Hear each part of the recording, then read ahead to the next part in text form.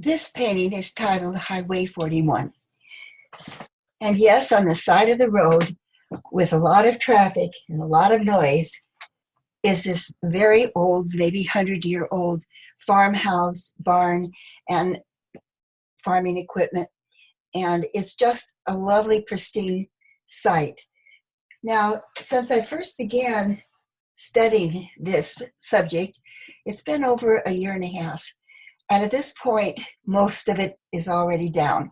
They have started to take the barn down to make progress for widening the road. Like all good things, they sometimes have to come to an end.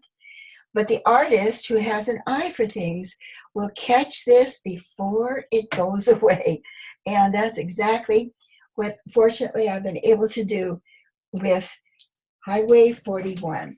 Now today, I'm going to start the warm and the cool underpainting. First of all, as you can see, there is a line sketch. Now, I'm working this picture over again because you could see the original painting that is already completed right behind me, but I want to show the students and viewers the steps of a watercolor.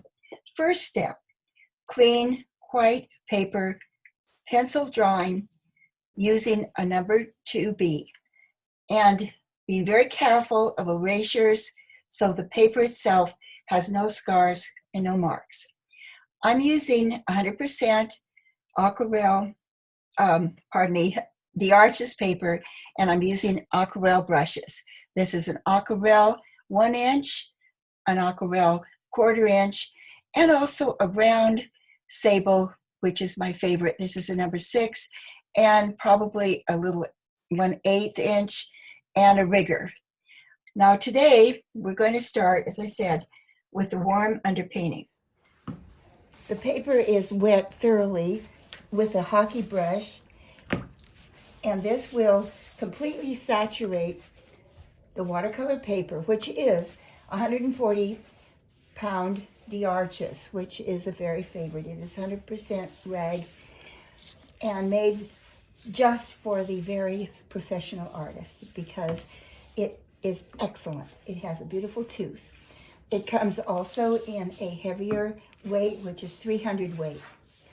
For this watercolor, we're going to begin using not the hockey brush, but I'm going to move to the aquarelle brush. And I'm going to start the very first washes with yellow ochre, and I use the thinking area of the watercolor palette, bringing the paint into the center from the well. The wells have been reset so that each time the paint is fresh. With the yellow ochre, I want to get plenty of it because it's going to run the entire paper. All right, I'm ready to start.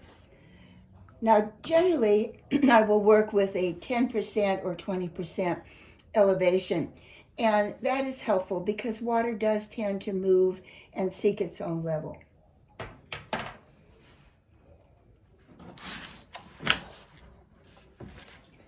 In this case, we want it to come evenly as a granulated wash. And I'm going to start at the horizon with the pale yellow ochre raw sienna mix. It's a blend. Also, I know that this is going to have the need for the grasses in the foreground, so I'm going to place the underpainting there as well. And I want enough pigment so that there is enough to work with later. Watercolor tends to dry 10%. This is called a warm underpainting. And I want to draw the eye downward, so there's yellows that are going to be cascading down. The light source is from this side. And it moves this way. There'll be reflections and cast shadows. You can see there's a lot more strength of the color in the foreground, because in the background it should be a bit lighter, because it will all be done with some interesting effects. I'm going to use the warmth, as I said, with yellow ochre and raw sienna. And I'm just going to dance across the foreground like this, leaving some whites and the hill that drops down here. This is yellow ochre, and now I'm going to put in burnt sienna. Burnt sienna and yellow ochre create a very lovely warm color, which is very earthy, and the reddish color will be highlighted again in the barn. I'm just lightly hitting the foreground, and I want to use a favorite brush, a little small spatter brush, which is a little toothbrush. I'm going to do this in the very bottom. This is very often when somebody is painting a picture, they forget about the foreground. So this time I'm starting with the foreground to make that emphasis. Using the many different colors that we've already put into the painting into the sky. And I'm just going to have a little bit of fun here putting in these colors. And I want to show you a few different things.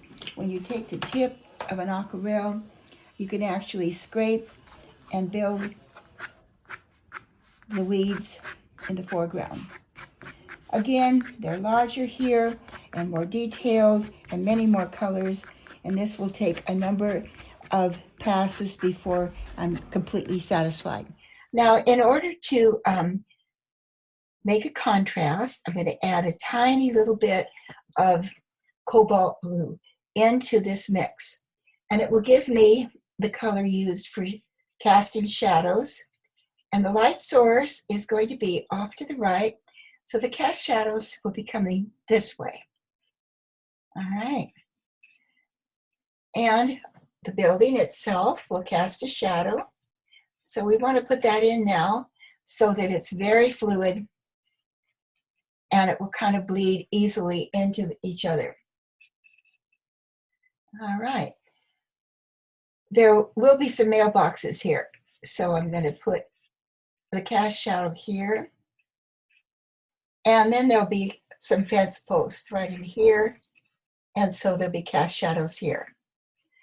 You can see the fluidity with which this works. It's so much better. Now, one of the colors that I love to use is Payne's Gray. And I'm going to add a little bit of Payne's Gray with the burnt sienna.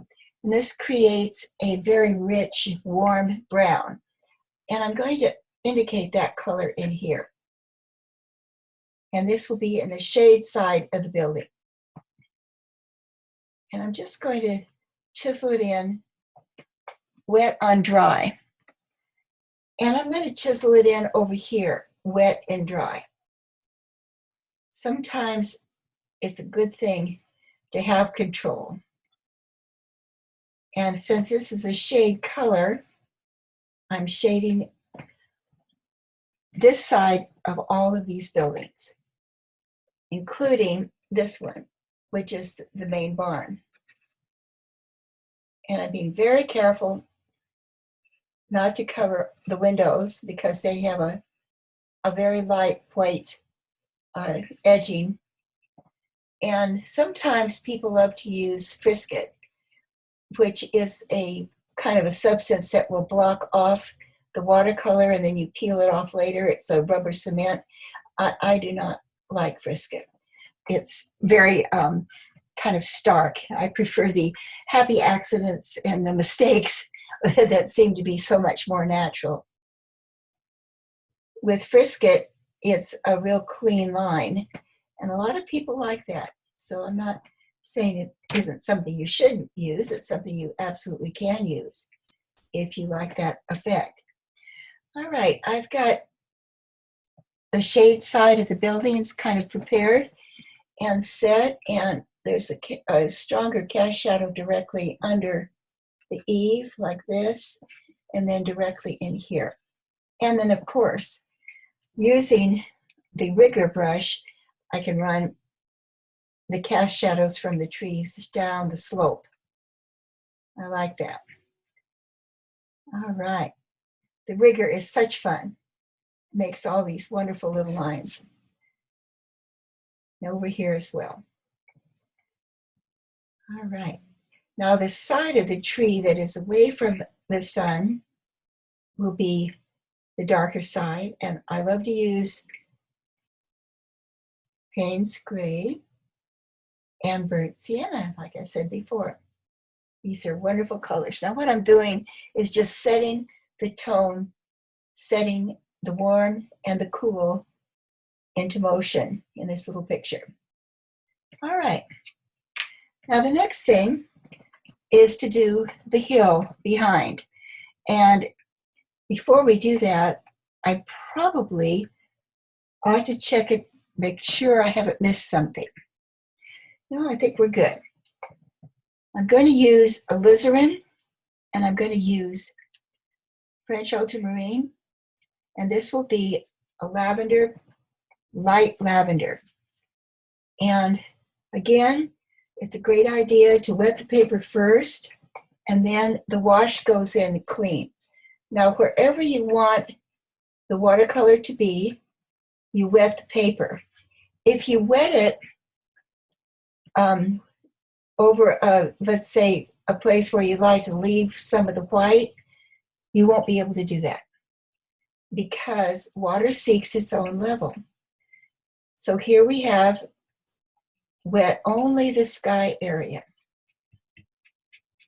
And it had a little bit of pale, just a tiny touch of pale gray on the brush.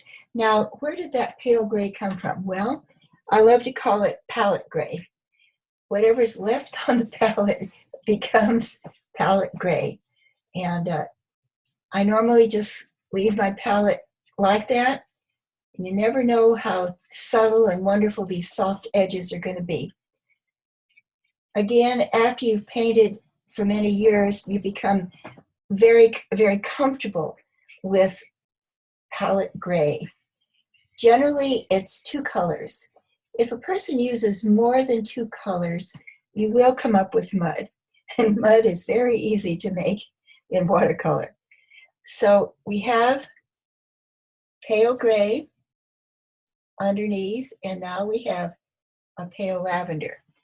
And this again was made with French ultramarine and a very, just the slightest little bit of alizarin crimson. Alizarin crimson is very strong. It is a dye, a color that will stain the paper, and if you want to get rid of it, you can't. It works just like Prussian blue. What you see is what you get, and it's not going to leave very easily. Prussian and alizarin are very strong colors. So now I have a pale gray mountain, and it pushes way back. And while I'm in the mood for a soft, warm, and cool underpainting, I'm going to take just ever so little bit of yellow ochre and cobalt blue, nickel it together. And of course, we know that blue and yellow will make green. So I'm ready to add just a little dull green to these trees over here. And let's see how that works. Oh, that's a little bit too dull. I think I want to change it. I'm going to use a little bit of Prussian. That will bring it up quickly. Okay, the Prussian is a beautiful, lovely, transparent blue. And if you mix that with yellow ochre, it should get a lovely color, Prussian and yellow. Very, very nice. Now this will be the very first video of several for the completion of this picture. The first one is called Warm and Cool Underpainting. And I've just about got this part of this picture ready to move on. So just a little bit more here. All right. Now we have the indication of the green trees, and I had moved to Prussian and yellow ochre. or Prussian and raw sienna. Either one works very nicely. These trees are done right up to the edge of the houses. And you've heard me say in other videos, this is called a lost and found edge. And the edge of the roof of the house defines the contour of the house. And it's a very lovely way to create a building without putting a sharp, harsh line around it. And I'm just going to add a few more here. Again, I'm using Prussian and raw sienna together. They are formed from a yellow and a blue. They are not the clean yellow and blue, which you would get from French ultramarine and cadmium yellow. They are close, but a little different and a little brighter. Each one of the blues and each one of the yellows make a different green, and the artist soon learns which one you want to use. All right, I'm going to soften that just a little bit with a smaller round brush and see how that works right in here. All right, that's better. Sometimes you have to use 2 or 3 brushes to get the effect that you want. Now, the next thing I'd like to do before I complete this video is to do something about the sky. This time I will start with a clean brush if I can, and just put in a clear wash of water. And this will be a very soft sky. We're not going to have a lot of things happening. I'm going to use French ultramarine, which is a granulated blue, and it will sit on the surface. And once the paper is dry, the blue will have a lovely effect as it drops pigment into the tooth. Only French ultramarine does this lovely effect.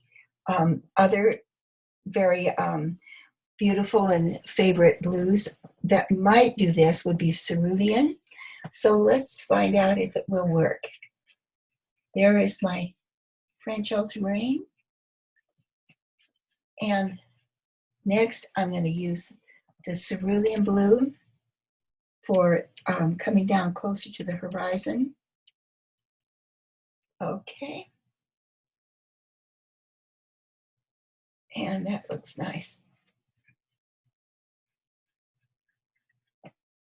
All right.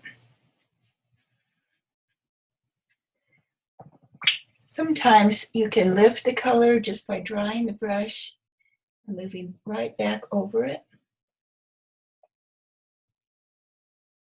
And you receive interesting effects. In this case, there was a little bit of extra pigment that I didn't really need in this area, so I can remove it now while the paper is still wet. It kind of gives the effect of a cloud coming down to the horizon. All right. The wash, having been done with French ultramarine, begins to granulate now, and this forms the sky. We're going to be conscious of having used the hockey brush. And this will complete our first session for this particular picture.